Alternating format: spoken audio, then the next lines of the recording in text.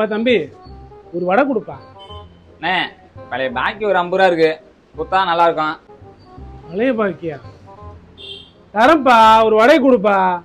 என்ன வடை வேணும்? உளுந்த வடை. உளுந்த வடை வேண்டாமா? இந்தாயா. என்னடா இது?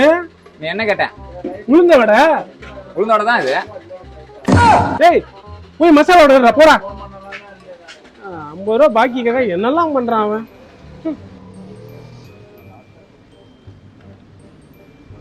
வாங்க, நான் கடனை கொடுத்த துப்புல உனக்கு வடை மட்டும் விதவிதமா கேக்குதா? இருடி. நீ கேட்ட மசால் வடை. டேய் என்னடா இது? உன்கிட்ட வடை கிட்ட பண்றா, என்ன செருப்பால அடிக்கண்டா. உன் வடையும் வேணாம், இந்த கடை வேணாம், வேற கடையில போயிட்டு நான் பூஸ்ட் குடிச்சுக்கிறேன்டா.